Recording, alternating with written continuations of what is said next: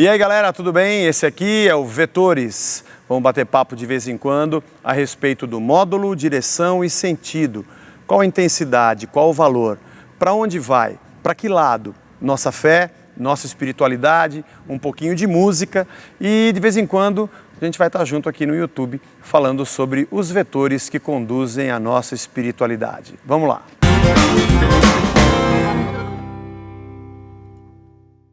Bom, a nossa primeira reflexão de hoje é uma pergunta que eu tenho para você. Você usa fraldas?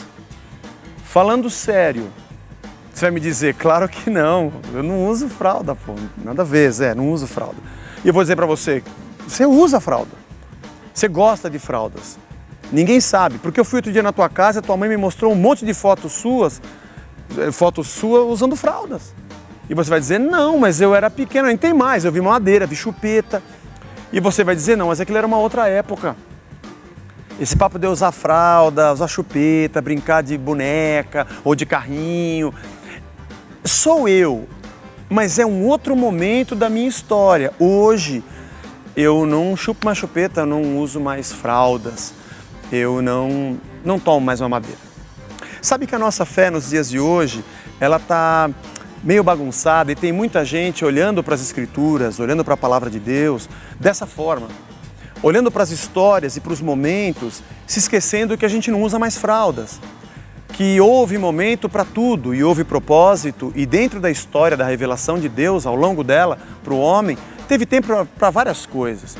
Outro dia eu achei interessante que eu fiz um comentário no meu Facebook e sobre alguma coisa da nossa fé, e uma das pessoas que comentou disse que cria na prosperidade, cria na honra humana, porque dizia assim, eu creio na Bíblia como um todo. E eu falei, pô, mas que engano, essa pessoa não crê como um todo, ela crê só no particular, porque se ela enxergasse o todo, ela ia compreender algumas coisas esquisitas e engraçadas que tem na Bíblia, entre o Antigo e o Novo Testamento.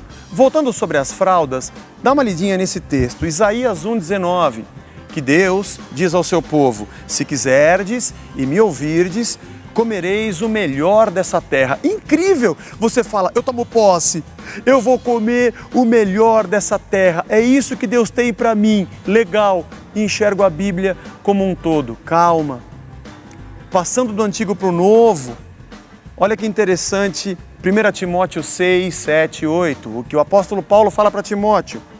Nada temos trazido para o mundo, nem coisa alguma poderemos levar dele. Tendo sustento e com que nos vestir, estejamos contentes. Eu te pergunto se não é pelo menos engraçado você tomar posse de um negócio tão incrível e depois de um certo tempo a mesma história bíblica dizer, calma, não precisa de tudo isso. Está procurando o que é errado. Vamos voltar para um outro texto? Provérbios, que tem uma promessa interessante, honra ao Senhor com os teus bens, com as primícias de toda a tua renda e se encherão fartamente os teus celeiros e transbordarão de vinho os teus lagares. Capítulo 3, verso 9 e 11. E você faz o quê? É isso que eu tenho que pregar, é isso que eu tenho que viver. Eu vou honrar a Deus, Ele vai encher meu celeiro, Ele vai encher meus lagares, eu vou ter muito, eu vou colher muito. Essa é a bênção de Deus para mim. Só que aí você passa do antigo para o novo e parece que muda um pouco o papo. E Jesus conta uma história, uma parábola de um cara que pensou assim, é isso que eu vou fazer, Lucas 12, 18 a 21. Vou destruir meus celeiros, vou reconstruí-los maiores, vou recolher todo o meu produto, todos os meus bens, e então eu vou dizer para minha alma, tens em depósito muitos bens para muitos anos, descansa, come, bebe, regala-te. Mas Deus lhe disse, você está doido, você ficou louco. Essa noite vão pedir a tua alma. E o que você está fazendo? Para quem será? Assim é o que entesoura para si mesmo e não é rico para com Deus. O que você está procurando? Alegria dos celeiros cheios? Ou pensar que para onde você vai, você não leva nada? Quer uma outra? Vamos lá. Promessa também para um dos reis de Israel, em 1 Reis 11:37, Jeroboão, tomar-te-ei e reinarás sobre tudo que desejar a tua alma e serás rei sobre Israel. E você fala, é isso que eu preciso. É para isso que Deus me chamou. Eu sou cabeça, eu não sou cauda, eu estou por cima, eu não estou por baixo. Eu tomo posse dessa palavra e eu vou reinar. E aí Pilatos vem, interroga Jesus e ele diz: o meu reino, cara, não é desse mundo. Se fosse desse mundo, os meus ministros se empenhariam por mim para que eu não fosse entregue aos judeus. Mas agora o meu reino não é mais daqui. Você está muito preocupado com as coisas dessa terra. Você está muito afim de ter um reino aqui e reinar, né? Mas cuidado, porque é só virar algumas páginas e parece que Jesus mudou completamente a história. Deuteronômio 16:13, festa dos tabernáculos. Celebrá-la-ás por 7 dias, quando houveres recolhido da tua eira e do teu lagar. Você vai fazer festa quando você colher, quando tiver cheio é dia de alegria. E depois você vira algumas páginas e Paulo diz aos Filipenses, capítulo 4, a partir do verso 10, eu aprendi a viver contente em toda e qualquer situação. Eu tanto sei estar humilhado, como também ser honrado. De tudo, em todas as circunstâncias, já tenho experiência de fartura, de fome, de abundância, de escassez. Relaxa, tudo posso naquele que me fortalece. Eu não faço festa pelo que eu tenho, eu não choro pelo que eu não tenho. Eu aprendi a viver contente, não pelo que eu tenho, mas pelo Deus que eu tenho, que me fortalece. Que é a última, Davi. Esse a gente toda hora quer a unção dele, 2 Samuel 22:38.